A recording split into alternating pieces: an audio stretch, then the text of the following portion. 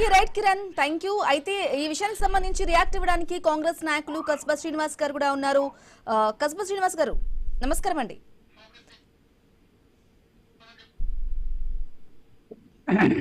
Yes నమస్కారం అండి, వినిపిస్తుందా? ఆడియో ఓకేనా?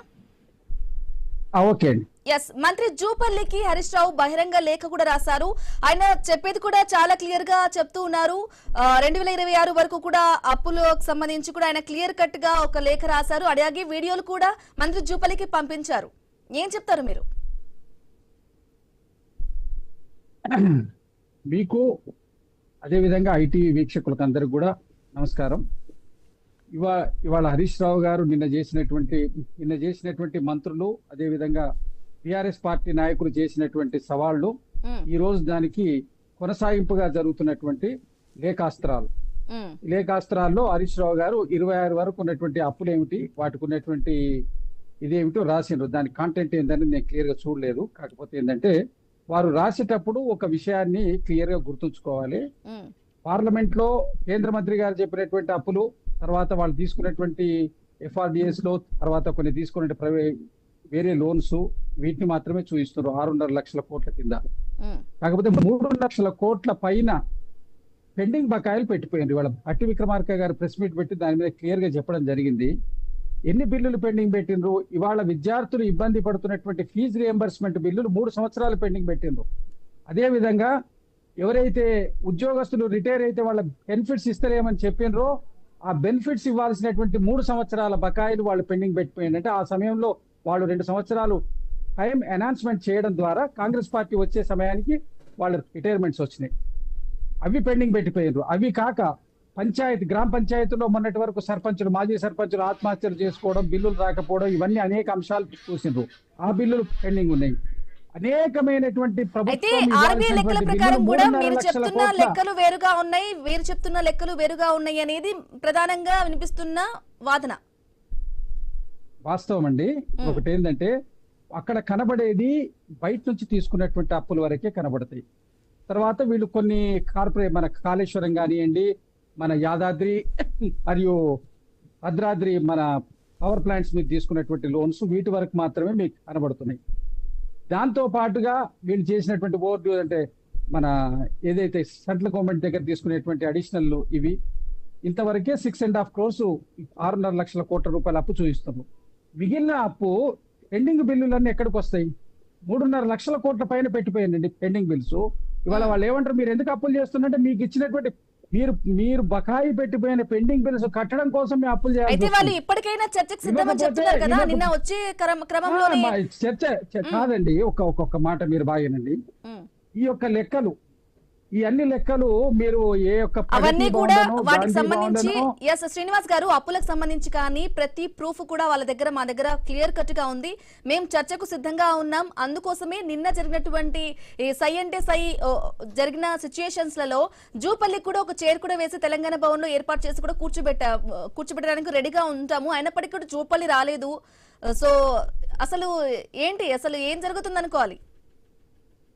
ఇప్పుడు మీడియా అటెన్షన్ కోసము, బ్రేకింగ్ న్యూస్ల కోసం పనికొచ్చే విషయాలు ఇవి తప్ప మీరు అక్కడ చేరేసుకొని కూర్చుంటే లెక్కలు తేలుతాయా?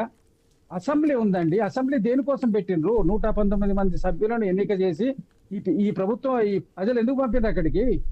అసెంబ్లీని సమావేశపరిచి అక్కడికి కేసీఆర్ గారిని రమ్మనమనండి, హరీష్ రావు గారు, కేటీఆర్ గారు, వారి పార్టీకి సంబంధించిన ముఖ్యమైన నాయకులు అందరూ కూర్చొని ఉన్న లెక్కలు ఇవ్వమనండి, అసెంబ్లీలో చర్చ చేయమనండి. అంతే కదా. రోడ్ల మీద కూర్చొని ప్రెస్ క్లబ్బుల్లో, గాంధీ భవన్ లో, బిఆర్ఎస్ భవన్ లో కూర్చుంటే చర్చలు సాఫల్యం అవుతాయా? మీరు చెప్పండి. వాళ్ళు చెప్పిన లెక్క మేము ఒప్పుకుంటామా? మేము చెప్పిన లెక్క వాళ్ళు ఒప్పుకుంటారా? మీడియా ముందు కేవలం మాట్లాడడానికి ఫిగర్స్ మాట్లాడితే దీనికి సొల్యూషన్ వస్తుందా? నిజంగా మేము చెప్పేది తప్పుడు ప్రచారం అయితే, మీరు చేసేది కరెక్ట్ ప్రచారం అయితే, హౌస్ ఉంది కదా మనకు, ప్లాట్ఫామ్ అనేది మనకు అసెంబ్లీ ఉన్నది, కౌన్సిల్ ఉన్నది, ఎగువ సగం ఉన్నది, మనకు కౌన్సిల్ అప్పర్ హౌస్ ఉన్నది, అసెంబ్లీ ఉన్నది, లెజిస్లేటివ్ అసెంబ్లీ ఉన్నది, కౌన్సిల్ ఉన్నది.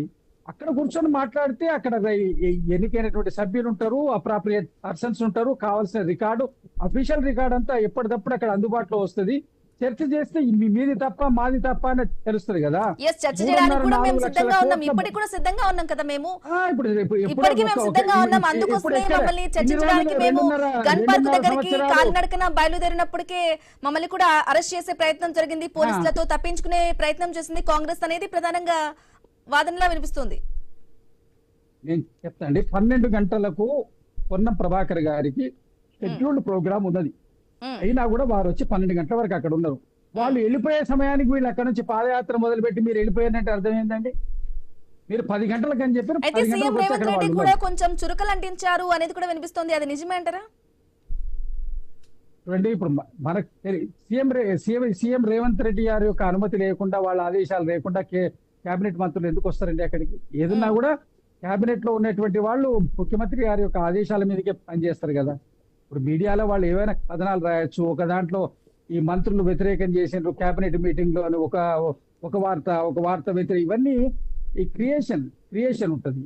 ఉన్నది ఒక సమస్య మీద భిన్నాభిప్రాయాలు ఉండొచ్చు, భిన్నంగా మాట్లాడుకోవచ్చు, అంతే తప్ప దీంట్లో క్రియేషన్ తప్ప ఏం లేదు. ఏదైనా ముఖ్యమంత్రి గారి ఆదేశాల మేరకే జరుగుతుంది. అయితే తెలంగాణ భవన్కి జూపల్లి నిన్న వస్తా అని చెప్పేసి రాలేదు, అందుకోసమే మేము కాలినడకన బయలుదేరాం గన్ పార్క్ కి, కాకపోతే పోలీసులు అడ్డుకుని అరెస్ట్ చేశారు. మీకు ఏదైతే పోలీసులు అడ్డుకొని అరెస్ట్ చేసిండ్రో, జూపల్లి గారికి కూడా పోవడం వల్ల ఏమైనా అక్కడ ల్యాండ్ ఆర్డర్ ప్రాబ్లం ఉత్పన్నమైతే ఇబ్బంది అవుతుంది. అక్కడ కార్యకర్తలు కానీ మన కార్యకర్తలు కానీ విద్వేషాలకు కనుక ఒకవేళ గురవుతే ఏమైనా అవాంఛనీయ సంఘటనలు జరిగే అవకాశం ఉంటుందని ఆ సిచ్యువేషన్. హౌస్ ఉన్నది కదా, హౌస్ లో మాట్లాడుకోండి. మీ లెక్కలు చెప్పడానికి ఎవరికి అభ్యంతరం? హౌస్ ను సమావేశం ఇద్దరు నేతలు ఒకరికొకరు ఎదురుపడినప్పుడు శాంతి భద్రతల సమస్యలు తలెత్తుతుంది కాబట్టి అరెస్ట్ చేస్తారు అంటున్నారు. ఓకే, అయితే అసెంబ్లీకి వస్తే చర్చించడానికి సిద్ధంగా ఉన్నారు? ప్లీజ్ అది కాదు, మీరు ఇద్దరు నాయకులు ఎదురుపడడానికి, ఇద్దరు నాయకులు కలిసి కూర్చోవడానికి ఎవరికి అభ్యంతరం ఉండదండి. అంత పెద్ద ఘోరమైన పరిస్థితి తెలంగాణలో ఉండదు. ఎదురు పడితే కొట్టుకునే పరిస్థితి తెలంగాణలో ఉండదు. తెలంగాణలో అన్ని పార్టీలు సౌహృద్భావంతో ఉంటాయి, శాంతియుతమైన వాతావరణంలో ఉంటాయి. ఇక్కడ అంత కక్షలు కార్పణ్యాలు ఉండవు. కాకపోతే ఇక్కడ విషయం మీకు ఏంటంటే, ఇరువరకు వీళ్ళు ఏదైతే లెక్కల మీద కూర్చొని మాట్లాడి భిన్నాభిప్రాయాలు వస్తే కింది స్థాయిలో ఉన్నటువంటి నాయకులు కానివ్వండి, కార్యకర్తలు కానివ్వండి ఆవేశపడితే దానివల్ల ఇబ్బందులు జరిగే ఆస్కారం ఉంటుంది. పోలీసు వాళ్ళు వద్దని చెప్పిండ్రు, ఇంటెలిజెన్స్ వాళ్ళు, పోలీసు వాళ్ళు వద్దండి. ఏదైనా ఇప్పుడు అందరూ మంచి మైండ్ సెట్, అక్కడ నాయకులు మంచి మైండ్ సెట్ ఉన్నా కూడా అక్కడ అసాంఘిక శక్తులు ఉంటారు, అవాంఛనీయ సంఘటనలు కోరుకునే వాళ్ళు ఉంటారు. ఏదైనా మిస్ఫైర్ అయితే ల్యాండ్ ఆర్డర్ ప్రాబ్లం వస్తాయని చెప్పి వాళ్ళు వద్దన్నారు. అంత మాది వాళ్ళు అప్పటికి కేబినెట్ మంత్రులు వచ్చి అక్కడ కూర్చోవడం విషయంలో కూడా ముఖ్యమంత్రి గారు అని ఉంటే దాని మీద అని ఉంటారు. అట్లా పోకూడదు కదా. మనం మనకి హౌస్ ఉన్నది, ఇక్కడక్కడ ఎందుకు శాసనసభ దీని గురించి డిస్కస్ చేద్దాం కంప్లీట్ గా. న్యూస్ రూమ్ నుంచి మా కొలీగ్ సాయి ఉన్నారు. Sai, good afternoon, over to you. Right, thank you Brahmani. Right, మొత్తం మీద తెలంగాణ రాష్ట్ర రాజకీయాలు వేడి మీద ఉన్నాయి అనుకోవచ్చు. ఇటు కాంగ్రెస్ వర్సెస్ బీఆర్ఎస్ పార్టీ అన్నట్టుగా నడుస్తోంది. మధ్యలో బీజేపీ పార్టీ కూడా తలదూర్చింది. ఎందుకంటే ఇద్దరు దొందే, వాళ్ళిద్దరు కూడా కావాలని ఇదంతా కూడా డ్రామా ప్లే చేస్తున్నారు. మా దాకా రండి, మేము చూసుకుంటాం, మేము కూడా మాట్లాడతాం. గురుకులాల్లో ఎంత అభివృద్ధి జరిగింది, గురుకులాల్లో ఎంత అవినీతి జరిగింది, రాష్ట్రంలో అప్పులు ఎంత, మిగతా విషయాలు ఇన్ని కూడా మేము మాట్లాడతాం అని చెప్పేసి ఇటు బండి సంజయ్ కూడా సవాల్ ఇస్తున్నారు. సో మొత్తం మీద తెలంగాణ రాష్ట్ర రాజకీయాలు అయితే ఇప్పుడు మంచి జోరు మీద ఉన్నాయి అనుకోవచ్చు. సరే, అసలు ఏం జరగబోతుంది? ఇప్పుడైతే చూసినట్టయితే ఇటు మాజీ మంత్రి హరీష్ రావు కూడా గతంలో చేసినటువంటి ఈ అప్పులు కానివ్వండి, వారు చేసినటువంటి అభివృద్ధి కానివ్వండి, వారు ఖర్చు పెట్టినటువంటి ఏదైతే నిధులు ఉన్నాయో దానికి సంబంధించి కూడా వీడియోలు, అలాగే దానికి సంబంధించిన ప్రూఫ్స్ అన్ని కూడా ఇటు వాట్సాప్ పంపడం జరిగింది మంత్రికి. మరి నిన్న ఎందుకు జరగలేదు ఇదంతా కూడా? అసలు ఎందుకు ఆపేశారు? ఇటు గన్ పార్క్ అన్నారు, తెలంగాణ భవన్ అన్నారు, లేకుంటే సోమాజిగూడ ప్రెస్ క్లబ్ లో ఆర్ఎస్ ప్రవీణ్ గారు సిద్ధంగా ఉన్నారని చెప్పేసి కూడా పెద్ద ఎత్తున కూడా చర్చ జరిగింది. కానీ ఎక్కడ కూడా సరైనటువంటి కొలిక్కి రాని సమస్యగా మారిపోయింది. రైట్, ఇదే అంశానికి సంబంధించి మనతో డిస్కస్ చేయడానికి కస్బా శ్రీనివాస్ గారు సిద్ధంగా ఉన్నారు. శ్రీనివాస్ గారు చెప్పండి, డైవర్షన్ పాలిటిక్స్ నడుస్తున్నాయని చెప్పేసి నేను అంటున్నాను, మీరేమంటారు? డైవర్షన్ పాలిటిక్స్ ఇప్పుడు ఎవరు చేస్తున్నారు? ప్రతిపక్షాలు చేస్తున్నాయి. ప్రతిపక్షాలు వాళ్ళ యొక్క అంతర్గత విషయాలు, వాళ్ళ ఉన్న లుకలుకలు బయటపడకుండా ఉండడం కోసం, వాళ్ళ క్యాడర్ని అలర్ట్ చేయడం కోసం ఏదో ఒక హైప్ని క్రియేట్ చేస్తున్నారు.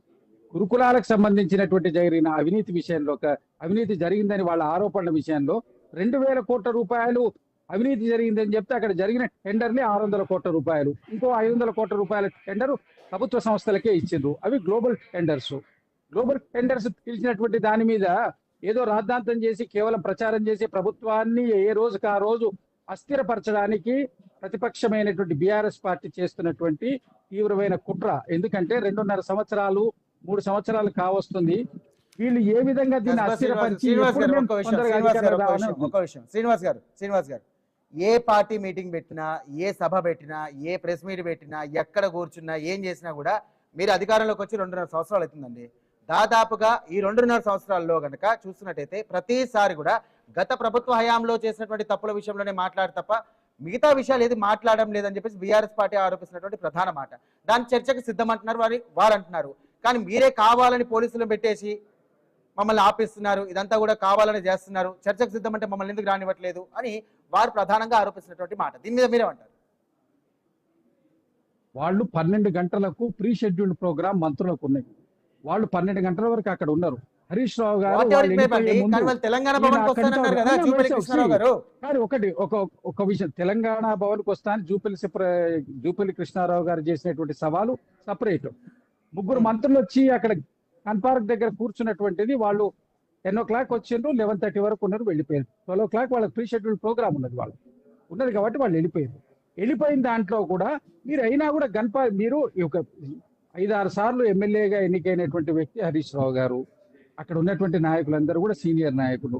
మీరు ఇక్కడ ఓపెన్ చర్చల హౌస్ ఉంది కదండి, అసెంబ్లీ ఉంది, కౌన్సిల్ ఉంది, చర్చ చేయండి. అక్కడికి మీ ప్రధాన ప్రతిపక్ష నాయకుడు ఉన్నారు కేసీఆర్ గారు, అనుభవజ్ఞులు, వారిని సమ్మనమనండి. జరిగిన వాటి మీద వారు నేతృత్వం వహించినటువంటి 9.5 సంవత్సరాల ప్రభుత్వంలో జరిగిన వారిని రిప్రజెంట్ చేయమనండి. మీరు చెప్పండి, వాళ్ళు చెప్పండి, మీ లెక్కలు చెప్పండి. మా దగ్గర ఇప్పుడు మేము అధికారంలో మా దగ్గర ఉన్నటువంటి అధికారిక లెక్కలు ఏందో మా వాళ్ళు చెప్తారు, మా ప్రభుత్వం. అప్పుడు మీకు క్లారిటీ వస్తుంది. రోడ్ల మీద కూర్చుంటే అని ఇక్కడ వస్తుందండి క్లారిటీ. ఇంకోటి మీ పార్టీ ఆఫీస్కో మా పార్టీ ఆఫీస్కో వస్తే వద్దా? మీరు 100% మీరు హౌస్ లో మాట్లాడండి. హౌస్ సమావేశపరిచినప్పుడు మీ అధినాయకుడైనటువంటి కేసీఆర్ గారిని తీసుకొని రండి. వారు అక్కడికి వస్తే మేము ఎందుకు విమర్శిస్తాం? మీరు అన్ని క్లారిటీ ఇచ్చేస్తే విమర్శించాం కదా. రోజుకు ఒక అంశం మీద ఒక విషయం అండి శ్రీనివాస్ గారు, ఒక విషయం జూపల్లి కృష్ణారావు గారు ఏమన్నారు, 8 లక్షల కోట్లకు సంబంధించిన అప్పు జరిగింది అన్నారు. మళ్ళీ తెల్లారి చూసుకున్నట్టయితే తర్వాత రోజులు చూసుకున్నట్టయితే 7 లక్షలు అన్నారు. తర్వాత చూసుకున్నట్టయితే ఇంకా తగ్గే అవకాశం ఉందేమో అని చెప్పేసి కేటీఆర్ గారు అంటా ఉన్నారు. ఆ మాటకి అంటే మీకు క్లారిటీ ఉందా? అసలు రాష్ట్రంలో ఎంత అప్పు జరిగిందో, గత ప్రభుత్వం ఎంత అప్పు చేస్తుందో అదే క్లారిటీ ఉందా? కేవలం సవాళ్ళ విసరడమేనా, లేకపోతే దాని గురించి క్లారిటీ ఏమైనా ఉందా? 100% క్లారిటీ ఉంటుంది. క్లారిటీ లేకుండా ప్రభుత్వం ఎట్లుంటది? మీ దగ్గర మా దగ్గర రికార్డు, ప్రభుత్వం దగ్గర రికార్డు ఉండదా? పబ్లిక్ డొమైన్ లో రికార్డు ఉండదా? మీరు అడిగితే దానికి ఇవి వాళ్ళు ఉన్నటువంటి దాని చట్టం కింద అడిగితే మనకి ఇయ్యరా? ఇవి ఒకటి క్లారిటీ ఉండకుండా ప్రభుత్వం ఎందుకు ఉంటుందండి? 3,80,000 కోట్ల రూపాయల అప్పు వారు కేంద్ర ప్రభుత్వం ప్రకటించింది.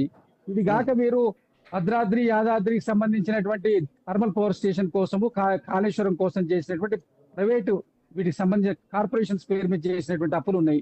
ఇవి కాక 3.5-4 లక్షల కోట్ల రూపాయల పెండింగ్ బిల్స్ పెట్టిపోయినరు.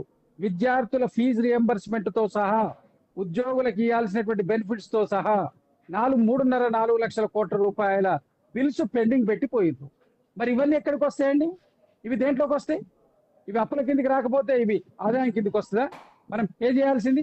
ఇవాళ మీరు 2.5 లక్షల కోట్ల రూపాయలు అప్పు చేసినట్టే మరి మీరు పెండింగ్ పెట్టిపోయిన బాకీలు ఇవ్వడం కోసమే కదా. మీరు పెండింగ్ పెట్టిపోయిన మంత్లీ వచ్చేటువంటి ఆదాయంలో ఇంట్రెస్ట్లు పోతున్నాయి. మీరు పెండింగ్ పెట్టిపోయినటువంటి బాకీలు క్లియర్ చేయడానికి అప్పులు చేయాల్సి వస్తుంది కదా. మరి దాని గురించి ఎందుకు మాట్లాడరు? పెండింగ్ బిల్స్ గురించి ఎక్కడైనా మాట్లాడుతున్నారా? ఎంత పెండింగ్ ఉంది? వాళ్ళు 26 రోజులు, ఇవాళ హరీష్ రావు గారు చెప్తున్నారు 26 వరకు ఉన్నటువంటి అన్ని చెప్తాను. మీరు ఎప్పుడైతే అధికార బదిలీ జరిగినప్పుడు అప్పటి వరకు ఉన్నటువంటి పెండింగ్ బిల్స్ అన్ని ఆ లెక్కతో సహా అవతల పెడతారు. హౌస్కి వచ్చి మాట్లాడమని రండి. కేసీఆర్ గారు కూడా రావాలి హౌస్కు. ప్రధాన ప్రతిపక్ష నాయకుడు అయినటువంటి ఆయన 9.5 సంవత్సరాలు పరిపాలన చేసి ఈ రాష్ట్రాన్ని అభివృద్ధి చేసిండో, దివాలా తీసిండో ప్రజెంట్ చేసుకోవడానికి ఒక అవకాశం కదా. దానికి ఎందుకు రా హౌస్కు? మొత్తం మీద చూసుకున్నట్టయితే శ్రీనివాస్ గారు, మొత్తం మీద హరీష్ రావు గారు అయితే ప్రూఫ్ తో సహా పెట్టారు. ఖచ్చితంగా కూడా మేము చేసింది ఇది అని చెప్పేసి ఆయన వీడియోలతో సహా అండ్ అప్పుడు ఉన్నటువంటి జీవోలు కానివ్వండి, వారు ప్రతిపాదించినటువంటి అంశాలు కానివ్వండి, మొత్తం మీద ఇటు వాట్సాప్ లో షేర్ చేయడం జరిగింది. దీన్ని మీరు ఏ విధంగా చూస్తారు? వడ్ల గింజలు బియ్య పిత్తండి, దాంట్లో ఆయన పెట్టేది ఉంది. మా దగ్గర లేకపోతే కదా అవన్నీ మా దగ్గర ఉన్నాయి. మేము చెప్తున్న ఫిగర్ రాంగ్ అంటుండ్రు. ఫిగర్ తప్పో రాంగో చూపిస్తాం కదా. మీరు చెప్పేది ఎంతసేపు మసిపూసి మారకాయ చేసి తగ్గించే ప్రయత్నం చేస్తారు. మేము ఉన్నటువంటి యాక్చువల్ ఫిగర్స్ చెప్తాం, మీరు పెండింగ్ పెట్టిపోయినటువంటి అన్ని బిల్స్ గురించి చెప్తాం. మరి అది అప్పు కిందకి వస్తుందా ఆదాయం కిందకి వస్తుందా ప్రజలే నిర్ణయిస్తారు కదా దాన్ని. దాన్ని ఎట్లండి మాట్లాడితే మీరు కేవలం ఇటు బీజేపీ నుండి కూడా పార్లమెంట్ కేంద్ర మంత్రి లో బండి చెప్పారు. సంజయ్ కూడా అన్నారు, ఇటు బీఆర్ఎస్ కాంగ్రెస్ పార్టీ ఒకటే, కావాలని వీళ్ళిద్దరు కూడా రాత్రి కూడా కలిసేసి ఇదంతా చేస్తా ఉంటారు, ప్రజలు మభ్య పెట్టడానికి ఇదంతా చేస్తా ఉన్నారని చెప్పేసి బండి సంజయ్ అంటున్నారు. దానిపైన మీరేమంటారు? బండి సంజయ్ భారతీయ జనతా పార్టీకి వారి యొక్క బండి సంజయ్ గారే కానివ్వండి, ఆ నాయకులకు కానివ్వండి, ఇక్కడ క్రెడిబిలిటీ లేదు అన్నది నిరూపణ అయింది. భారతీయ జనతా పార్టీకి దేశవ్యాప్తంగా కూడా రామ్ మందిరం మీద వచ్చినటువంటి ఆ కల్లంతు నిధుల కల్లంతు జరిగినటువంటి ఆరోపణల మీద నైతికంగా వాళ్ళు పడిపోయినారు. వాళ్ళు దీని గురించి మాట్లాడే నైతికమైనటువంటి హక్కే లేదు. వాళ్ళు తెలంగాణ ప్రభుత్వం గురించి వాళ్ళు ఏం మాట్లాడతారండి? మేము బీఆర్ఎస్ పార్టీతో ఎందుకు గెలుస్తామండి? మాకు ఇక్కడ ఉన్నటువంటి ప్రధాన ప్రతిపక్ష బీజేపీ పార్టీతోటి కుంభుకే చేసేదని చెప్తే ఆరోపణకి ఏమైనా అర్థం ఉందా? దానికి భారతీయ జనతా పార్టీకి వాళ్ళకి అండర్స్టాండింగ్ ఉంది. వాళ్ళకి ప్రొజెక్ట్ చేయడం కోసం భారతీయ జనతా పార్టీ, ఎందుకంటే కాంగ్రెస్ ముక్త భారత్ కావాలని కోరుకుంటది కదా భారతీయ జనతా పార్టీ. బీఆర్ఎస్ కి చేస్తే వాళ్ళు ఎంకరేజ్ చేస్తారు. మేము ఎందుకు చేస్తాం? మొదటి 5 సంవత్సరాలు వాళ్ళే చేసిండ్రు కదా ఎంకరేజ్మెంట్. మేము చేసినామా? వాళ్ళు రాష్ట్రపతి ఎన్నికలకు ఓట్లు ఎవరు వేసిండ్రు? వారు పెట్టిన ప్రతి ఇల్లుకు కూడా ఆమోదానికి ఓట్లు ఎవరు వేసిండ్రు? వాళ్ళు వేసిండ్రా మేము వేసినామా? మరి దాని మీద వారే దానికి క్లారిటీ ఇవ్వాలి. ఎందుకంటే కేవలము వాళ్ళు ట్విస్ట్ చేసే ప్రయత్నం చేస్తున్నారు. ఈ ఇద్దరు గొడవలో మాకేమన్నా అవకాశం దొరికితే మేమే విధంగా మైలేజ్ పొందాలన్న ప్రయత్నం కోసం మేము వార్తల్లో లేకుండా ఎక్కడ పోతామని వారు కామెంట్ చేసిండ్రు. దాంట్లో ఉన్నది ఏముంది? 12 సంవత్సరాల వారి పరిపాలన మీద కూడా లెక్క బయట పెట్టమని చెప్పి అడిగింది కదా ముఖ్యమంత్రి గారు మొన్న. 12 సంవత్సరాలుగా భారతీయ జనతా పార్టీ చేసినటువంటి అభివృద్ధి పనులన్నీ, అమ్మిన ఆస్తులన్నీ, చేసిన అప్పులన్నీ, దాని మీద కూడా మాట్లాడదామన్నారు కదా. రైట్. మేము గన్పార్క్ వస్తే మళ్ళీ అక్కడ నుండి చార్మినార్ రమ్మంటారు, చార్మినార్ నుండి మళ్ళీ ఇటు ఏది కొల్లాపూర్ రమ్మంటారు, లేకుంటే ఎక్కడికో ఏదో ప్లేస్ చెప్తూ ఉంటారు. ప్లేసులు మార్చడం తప్ప ఇంకేం లేదు. కాంగ్రెస్ పార్టీతో చేత కాదు, మొత్తం రైతులను నట్టేటా ముంచింది, ఇటు ప్రభుత్వాన్ని కూడా నడిపే చేత కాదని చెప్పేసి ఇటు బీఆర్ఎస్ పార్టీ ప్రధానంగా ఆరోపిస్తున్నటువంటి మాట. దీని మీద మీరేమంటారు? వాళ్ళు మాకు చేతనేద్దని వాళ్ళు ఒప్పుకోరు. మా సమర్థతను కానీ, మేము చేసే అభివృద్ధి కానీ, మేము చేసిన పనులు కానీ వాళ్ళు గుర్తించరు. గుర్తించకుండా ఉండే ఒక డిస్ట్రక్షన్ అపోజిషన్ ఫోర్స్ అది. కన్స్ట్రక్టివ్ అపోజిషన్ పోస్ట్ పార్టీ కాదు. ఇప్పుడు జానారెడ్డి గారు, అదే విధంగా బట్టి విక్రమార్క గారు ప్రధాన ప్రతిపక్ష నాయకుడు ఉన్నప్పుడు ఇంత దిగజారుడు విమర్శలు చేసిండ్రా? కనీస ప్రతిపక్ష హోదా ఇచ్చినటువంటి ప్రజలకు న్యాయం చేసేటువంటి లేదు. కాబట్టి ఇప్పుడు ఉన్నటువంటి టైంలో ఆయన ఆర్థిక శాఖ మంత్రి, గత ప్రభుత్వంలో చూసుకుంటే అయితే ఇంకా హరీష్ రావు ఆర్థిక శాఖ మంత్రిగా ఉన్నారు. ఒక ఆర్థిక శాఖ మంత్రి ఇంకొక ఆర్థిక శాఖ మంత్రితో మాట్లాడి ఎంత తప్పు చేశారు, ఏంటి, ఏం జరుగుతోంది, ఎంత మేరకు గురుకులాలకు సంబంధించి కూడా కుంభకోణం జరిగింది కానీ విషయాలు ఏదైనా ఉంటే కూడా కుల్లం మాట్లాడుకోవచ్చు కదా. సంబంధం లేని యొక్క మంత్రులు వచ్చి మాట్లాడటం ఎందుకు? ఇప్పుడు మీరు ఉన్నారు కదా, మీరు మీడియా వైపు నుంచి మీరే ఆయనకి సలహా ఇవ్వండి హరీష్ రావు గారికి. యాజ్ ఏ అపోజిషన్, ఆయన లీడర్ ఆఫ్ అపోజిషన్. ఇప్పుడు మన deputy leader of opposition Harish Rao గారు అడిగితే బట్టి విక్రమార్క గారు సమయం ఇయ్యడా? మరి ఎందుకు అడుగుతలేరు? మీడియాలో ఎందుకు పెడుతున్నారు చర్చ? ఈ చర్చ బట్టి విక్రమార్క గారి దగ్గర పోయి మీ దగ్గర లెక్కలు ఇచ్చి ఆయన దగ్గర లెక్కలు తీసుకొని దాని మీద ఏమన్నా పాయింట్స్ ఉంటే మీడియాకి చెప్పండి. మీరు మీడియా లోపల లెక్కలు ఎందుకు చెప్తున్నారు? మీడియా లోపల లెక్క చెప్తున్నట్టు అర్థమైంది. మీరు కేవలం ప్రచారం కావాలి, రాజకీయం కావాలి, ప్రజల అటెన్షన్ డైవర్ట్ చేసి ఏ విధంగా వీళ్ళు ఏదో వైఫల్యం చెందుతుందని చూపించుకొని మైలేజ్ పొందేటువంటి ప్రయత్నం. రోజు హెడ్లైన్స్ లో ఉండాలి, రోజు బ్రేకింగ్ న్యూస్ లో ఉండాలి గంటకు. దానికోసం చేసేటువంటి ఆరాటం. ఒక రైట్. మా మీరు అన్నట్టుగా బ్రేకింగ్ వేస్తామంటే సవాళ్ళ పర్వం స్వీకరిస్తారు. మరి బట్టి విక్రమార్క గారు వస్తారా? మరి ఐ న్యూస్ కి మరి కేటీఆర్ గారు వస్తారా? హరీష్ రావు గారు వస్తారా? ఇద్దరు కూడా ఐ న్యూస్ కు రారండి. బట్టి విక్రమార్క గారి ఆఫీస్ కు హరీష్ రావు గారు, అది గవర్నమెంట్ ఆఫీసు, సెక్రటరియట్ అనేది బట్టి విక్రమార్క గారి ఇల్లు. భవన్ కి జూపల్లి కృష్ణారావు వస్తానన్నప్పుడు మరి వీళ్ళు కూడా వెళ్లాల్సిందే కదా. ఎక్కడైతే చర్చ కావాలి మనకు, ఫస్ట్ ఎవరు తప్పు చేస్తారు అనేది కావాలి. చర్చ ఒకటండి, చర్చ మీడియా ప్రెసెన్సీలో కాదు. చర్చ ఇట్లా లెక్కలు పెట్టుకొని చేయడం అయితే అసెంబ్లీలో జరగాలి. లేకపోతే సెక్రటరియట్ వెళ్ళి మీరు మాట్లాడండి. మరి అసెంబ్లీ పెట్టమంటున్నారు కదా, అప్పుడున్నప్పుడు అసెంబ్లీ పెట్టమంటున్నారు కదా, అసెంబ్లీ వచ్చిందండి. చెప్పండి. అసెంబ్లీ పెట్టినప్పుడు పారిపోయిన వాళ్ళు ఎవరు? అవాయిడ్ చేసి దాన్ని బైకాట్ చేసి వెళ్ళిపోయిన వాళ్ళు ఎవరండి? అసెంబ్లీకి రానటువంటి ప్రతిపక్ష నాయకుడిని తీసుకురండి మొదలు. ఈ ప్రధాన ప్రతిపక్ష నాయకుడు ఎందుకు వస్తలేడు అసెంబ్లీకి? సంతకాలు పెట్టి జీతాలు తీసుకుపోవడానికే తప్ప ఆయన రాడా అసెంబ్లీకి? 6 నెలలకు ఒకసారి వచ్చి సంతకాలు పెట్టి జీతాలు తీసుకపోతే అయిపోయిందండి. సో కాంగ్రెస్ పార్టీకి ప్రధాన టార్గెట్ కేసీఆర్ అని చెప్పేసి నేను అంటున్నాను, మీరేమంటారు? కాంగ్రెస్ పార్టీకి ఇప్పుడు ఉన్నటువంటి గవర్నమెంట్ కి ప్రధాన టార్గెట్ కేసీఆర్ బయటికి రావాలి, ఆయన ఏం చేశాడు, ఆ గత ప్రభుత్వంలో ఏమేమి తప్పులు చేశారు, ఎంత అభివృద్ధి చేశారు అనేది ఒక మాట్లాడడానికా, లేకపోతే నిజంగానే అప్పులు జరిగాయి ఇదంతా తేట తెల్లం కావాలని చెప్పేసి చేస్తున్నటువంటి ఒక నిర్వాహకం అనుకోవచ్చు? మాకు కేసీఆర్ గారు టార్గెట్ కాదండి, ప్రజల అభివృద్ధి టార్గెట్, రాష్ట్ర శ్రేయస్సే టార్గెట్. కేసీఆర్ గారిని రమ్మంటున్నది మీరు చేసినటువంటి తప్పు ఒప్పో చెప్పండి, తర్వాత ఇప్పుడు కావాల్సిన ప్రభుత్వానికి సలహాలు సూచనలు కూడా ఇవ్వండి. ప్రతిపక్షం బాధ్యత కేవలం ప్రభుత్వాన్ని పడగొట్టడం కాదు. ప్రతిపక్షం అంటే ప్రజల పక్షాన మాట్లాడే ఒక గొంతుక. ప్రతిపక్షం అంటేనే పబ్లిక్ వాయిస్. అది మీరు వచ్చి ఆ యొక్క ప్రజాభిప్రాయాన్ని మీకున్న అనుభవాన్ని జోడించి ప్రభుత్వానికి సలహాలు ఇవ్వమని చెప్తున్నాం. మీరు చేసినటువంటి దానికి మీరే రిప్రజెంట్ చేయండి. వాళ్ళ వీళ్ళతో ఎందుకు చెప్పిస్తారు? మీ యొక్క పిల్లలతోటి ఆయన్నే వచ్చి చెప్పమనండి, నేను ఇది చేసిన, ఇది తప్పైంది, ఒప్పైంది, దీంట్లో కరెక్ట్ ఉంది, నేను కరెక్ట్ చేసిన, మీరు రాంగ్ చేసినారు, ఆయన వర్షన్ ఆయన చెప్పుకోవచ్చు కదా. దాంట్లో ఉన్నదే ఉంది. ఎందుకు అవాయిడ్ చేస్తున్నారు? వారు ఏ తప్పు చేయలేదు, వారంతా కరెక్ట్ చేసిండ్రు, కాంగ్రెస్ పార్టీ తప్పు చేస్తామే, అదే మాట వచ్చి చెప్పమనండి. కేసీఆర్ గారు చెప్తే ప్రజలు కూడా నమ్ముతారు కదా. రైట్. ప్రస్తుతానికి మరి బీజేపీ పార్టీ కూడా మీరిద్దరు కుమ్మక్కయ్య కూడా రాజకీయాలు చేస్తున్నారు అంటున్నారు. దాని మీద మీరేమంటారు? ఇటు బీజేపీ అధ్యక్షుడు రామచంద్రరావు కూడా, తెలంగాణ స్టేట్ ప్రెసిడెంట్ అయిన రామచంద్రరావు కూడా అదే అన్నారు. వీళ్ళిద్దరు కుమ్మక్కయ్య తెలంగాణ ప్రజలను ఆగం చేస్తున్నారు అంటున్నారు. కావాలని సవాళ్ల పర్వం కొనసాగిస్తున్నారు, ఏదో పెద్ద స్కామ్ కే పెద్ద తెరలేపారు అని చెప్పేసి ఆయన ప్రధానంగా ఆరోపిస్తున్నటువంటి మాట. దీని మీద మీరేమంటారు? భారతదేశం లోపల అతిపెద్ద నమ్మక ద్రోహమైనటువంటి స్కామ్ రామ మందిరంలో జరిగింది. దాన్ని చేసి ఇంకంతకంటే పెద్ద స్కామ్ ఈ దేశంలో ఎవరు చేసేది లేదు. దేశంలో 1,70,00,00,000 కోట్ల రూపాయల అప్పులు చేసింది. 70 లక్షల కోట్ల రూపాయల అప్పుతోటి మీరు దేశాన్ని తీసుకుంటే ఇవాళ ఎంత అప్పు ఉంది, ఆస్తులు ఎంత అమ్మిండ్రు, అభివృద్ధి ఏం జరిగింది, దాని గురించి వాళ్ళ ముందు చర్చించమనండి. గురించి రామూర్తి గారు కూడా వచ్చారు. రామూర్తి గారు నమస్కారం.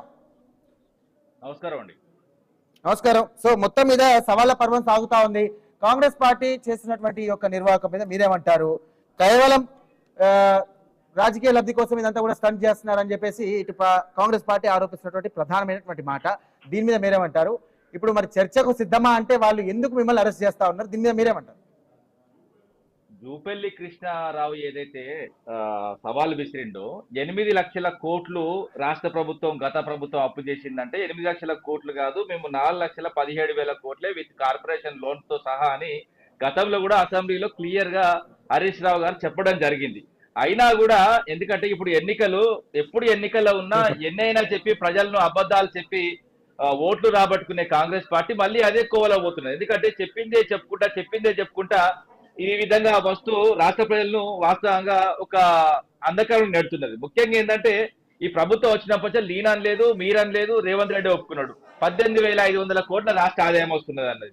దాంతో పాటు వీరు 4.5 లక్షల కోట్ల అప్పు కూడా వివిధ కార్పొరేషన్ నుంచి అదే విధంగా తీసుకురావడం జరిగింది. ఇవి రెండు కూడితే దాదాపు 10,05,000 కోట్లు అదైతున్నది. ఈ 10,05,000 కోట్లు ఏం చేసిండ్రు, ఎక్కడ ఏం చేసినా కూడా చెప్పదు. మేము చేసినప్పుడు వాస్తవంగా అసెంబ్లీ సాక్షి చెప్పినా అదే విధంగా 6 బయట కూడా క్లియర్ చెప్పడం జరుగుతున్నది. ఇప్పుడు ఈ విషయాలు ఎన్ని మాట్లాడుకున్నా ఏ విధంగా మాట్లాడుకున్నా కూడా సవాళ్లు విసిరిన వాళ్ళు ఖచ్చితంగా రావాలి. నేను వెంటనే రాజీనామా చేస్తాను జూపెళ్ళి మళ్ళీ నేను దాని మీద కట్టుబడి ఉన్నా అంటే మరి నువ్వు పొద్దుగాల ఒకటి మాట్లాడుతున్నావు, రాత్రి ఒకటి మాట్లాడుతున్నావు, నువ్వు అసలు తాగి మాట్లాడుతున్నావు నాకే అర్థమైతే లేదు. రాష్ట్రపతి కూడా అదే విధంగా ఇప్పుడు ఆయనకు ఏ భాష మాట్లాడుతున్నా ఆయన సరిగ్గా ఆయనకే అర్థం కాదు. ముఖ్యంగా ఏంటంటే ఈ మంత్రివర్గంలో 16 మంది వ్యవహార శైలి కూడా వాస్తవంగా నాకు కొంచెం డౌట్ గానే ఉన్నది. పొద్దుగాల ఒకటి మాట్లాడుతూ రాత్రి ఒకటి మాట్లాడు, ఓ మంత్రి 2,000 కోట్లు అంటే, ఓ మంత్రి 5,000 కోట్లు అంటాడు, ఓ మంత్రి 6,000 అంటాడు. ఒక్కొక్క లెక్కలే మొత్తం కంప్లీట్ గా డిఫరెంట్ ఉంటాయి. ముఖ్యంగా జూపల్లి గారిని ఇప్పటికైనా సోయి తెచ్చుకొని రాజీనామా చేయమన్నారు. ఏదైతే సవాల్ విసిరినప్పుడు 8 లక్షల కోట్లకు ₹1 తగ్గినా నేను రాజకీయ సన్యాసం చేస్తా అన్న వ్యక్తి ఖచ్చితంగా రాజీనామా చేయాల్సిందే. మేము మళ్ళీ కూడా చెప్తున్నాము, మా గత ప్రభుత్వం చేసిన ప్రతి అప్పుకు లెక్క ఉన్నది, మీరు చేసిన అప్పులకు లెక్క లేదు, వచ్చిన ఆదాయానికి లెక్క లేదు. ఇప్పుడు ఏమన్నా అంటే అది కడుతున్నా మీరు కడుతున్నా, అప్పులు కట్టి నేను మొత్తం తీసేసినా కూడా మొత్తం అప్పులు అదే విధంగా వీళ్ళు సంక్షేమ కార్యక్రమాలు ముట్టుకునే తీసేసినా కూడా 5 లక్షల కోట్ల కంటే ఎక్కువ కావు, ఇంకా 5 లక్షల కోట్లు మిగిలాలే. ఎవరికి పెట్టిల్లు? మోడీకి పెడుతున్నారా, అదానికి పెడుతున్నారా, అంబానీకి పెడుతున్నారా, లేకపోతే అమిత్ షాకి ఇస్తున్నారా, లేకపోతే రాహుల్ గాంధీ ఆయన శ్రీనివాస్ గారు మీరేమంటారు? రామూర్తి గారు అన్న మాటలకు మీరేమంటారు? ఎఫ్ఆర్బి నుంచి తీసుకున్నటువంటిది 7 లక్షల 7 లక్షల ఎఫ్ఆర్బి నుంచి కాదు. ఎఫ్ఆర్బి అంటే అది ఎఫ్ఆర్బి అనేది బ్యాంకు కాదు. ఎఫ్ఆర్బిఎం రుణాలు బ్యాంక్ కాదండి, బ్యాంక్ కాదు. అవి రుణం కిందకి వస్తారు రామూర్తి గారు, రుణం కిందకి వస్తుందా? దాని అప్పు కాకపోతే ఆదాయం అంటారా చెప్పండి. 8 లక్షల కోట్ల పైసలకు ఒకటే కాదు, ఇంకా మంత్రి గారు కూడా కొన్ని విషయాలు చెప్పలేదు.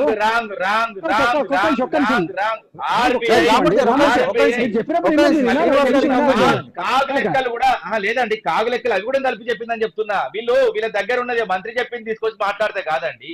ఎఫ్ఆర్బిఎం అనేది పరిధి, ఒక రాష్ట్రాలు 28 రాష్ట్రాలు కేంద్ర ప్రాంత పరిధివే కాక ఇప్పుడు వాళ్ళు చేసినటువంటి అప్పులు కానివ్వండి, మీరు కార్పొరేషన్ తీసుకున్న అప్పులే కానివ్వండి. సార్ మీరే చెప్పండి, వినడం మీరు సమాధానం వినడం రామూర్తి గారు. ఒక్క మాట, అప్పులతో పాటు మీరు మిగిల్చిపోయినటువంటి మీరు అప్పులతో పాటు మీరు మిగిల్చిపోయినటువంటి పెండింగ్ బిల్లులు ఎన్ని ఉన్నాయి? దాని మీద క్లారిటీ చెప్పండి. మీరు 23 వరకే, 23 వరకే ఏమంటారండి? విద్యార్థులకి ఫీజు రియంబర్స్మెంట్ పెండింగ్ ఉంది. ఎంప్లాయీస్ మీరు ఎక్స్టెన్షన్ చేసినటువంటి దానికి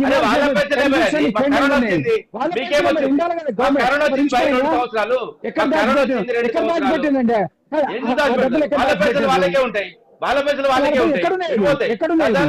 ఎక్కడున్నాయి? మీరు ఒక్క చెప్పే ఆ డబ్బులు నిల్వలు ఉన్నాయా? మళ్ళీ కూడా చెప్తున్నా 10 లక్షల నిన్ను అడుగుతున్నా, సూటిగా మిమ్మల్ని అడుగుతున్నా, 10,05,000 కోట్లకు సమాధానం చెప్పు నువ్వు. ఇప్పుడు ప్రభుత్వం ఎక్కడి నుంచి వచ్చినాయి?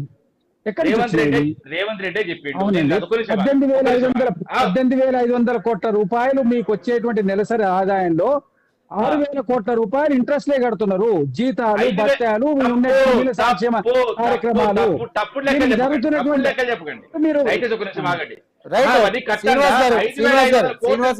హరీష్ రావు గారు ఏదైతే లేఖ రాశారో కనబడుతుంది, విజువల్స్ లో చూస్తున్నా. మొత్తం మీద అప్పు చేసినట్టయితే ఎంత ఉందంటే 4.17 కోట్లు మాత్రమే. కానీ ప్రభుత్వం మా మీద బురద జల్లుతోంది. దాదాపు 8 లక్షల కోట్ల రూపాయలు అప్పు చేశాము, మొత్తం మీద కూడా ఇదంతా చేస్తున్నారని చెప్పేసి ఆయన కుల్లాగా లెటర్ రాయడం జరిగింది. దీని మీద మీరే నేను ఇంతకుముందు ఎంత చెప్పాను ఒకసారి రివిజన్ చేయండి. 4,17,000 కోట్లు మేము చేసిన అన్ని కార్పొరేషన్లతోని అన్ని ఈ మిగతా 9.5 సంవత్సరాల్లో మేము చేసిన అప్పు పక్కా లెక్క ఇది. ఒక్క రూపాయి కూడా దీనిలో ఎక్కువ లేదు, ఒక్క రూపాయి కూడా తక్కువ లేదు. ఒకవేళ ఆరోపణలు చేస్తే వాళ్ళ ముఖమే నల్లగా అవుతుంది తప్ప ఇద్దరు మానం పోతుంది తప్ప ఇంకేం లేదు. 8 లక్షల కోట్లని రాష్ట్ర ప్రజలు నమ్మించిన కాంగ్రెస్ పార్టీకి చుక్కెదురైతుంది. అదే విధంగా రమ్మని చెప్తున్నాం కదా. చర్చలు నువ్వు కాదు కదా, ఇప్పుడు శ్రీనివాసరావు గారు కాదు కదా మేము పిలిచింది మంత్రి గారిని పిలిచినాం. ఆ మంత్రి గారు భవన్ కస్తా అన్నాడు, నిన్న రాలే, ఈ రోజు అడ్రస్ లేడు. మేము ప్రోగ్రామ్స్ పెట్టుకున్న తర్వాత మళ్ళీ ఒక ఛాలెంజ్ తీసుకుంటాడు. ప్రోగ్రామ్స్ పెట్టుకున్న తర్వాత దమ్ముంటే నేను చెప్తున్నా హరీష్ రావు గారి ఖచ్చితంగా దాని మీద నిలబడాలి. ముఖ్యంగా ఏంటంటే 8 లక్షల కోట్లకు 1 రూపాయి తక్కువైనా రాజీనామా చేస్తున్న సన్యాసులు ఖచ్చితంగా కనబడాలని చెప్తున్నాం. మీరు ఇక్కడ నేను చెప్పడం కాదండి, హరీష్ రావు గారు శాసనసభ ఉపనాయకులు 100%. శాసనసభలో కూడా చెప్పారు. శాసనసభలో అడిగే ప్రశ్న ఈయన ముందు శాసనసభలో ఆల్రెడీ అయిపోయింది, క్లియర్ గా చెప్పడం జరిగింది. చెప్తారు అరే సభా సమయం చెప్పండి మరి ఇప్పుడు ఎందుకు చెప్పిందండి? మరి అడిగింది కాబట్టి చెప్పుకోమంటారు కదా. ఛాలెంజ్ విసిరినోని కంపల్సరీ చెప్తాము. ఛాలెంజ్ విసిరి మేము ఆయన కుర్చీ చేసినాము, ఆయన శాల్వా పట్టుకొని కూడా గౌరవ కేటీఆర్ గారు వెయిట్ చేసిండు.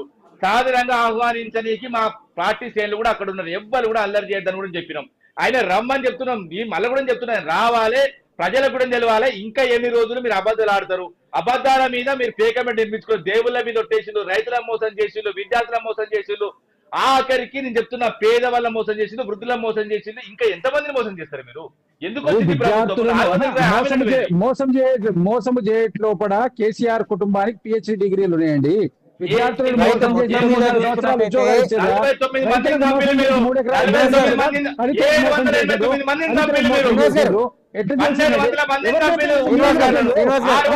ప్రోత్సహించింది ఆ యొక్క వాళ్ళ ఉసురు తగిలే ఇట్లేదు. మీరు ప్రోత్సహించింది ఎవరండి? మీరు రామూర్తి గారు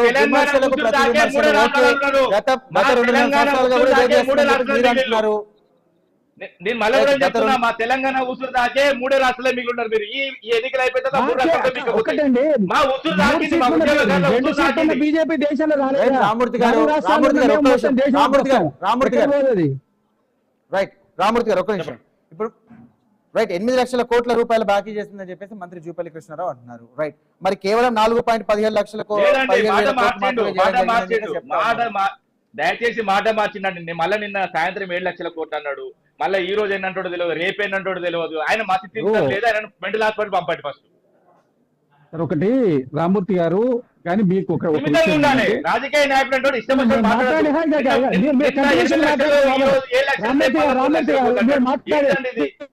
శ్రీనివాస్ గారు చాలా మంచోళ్ళు, మీరు చాలా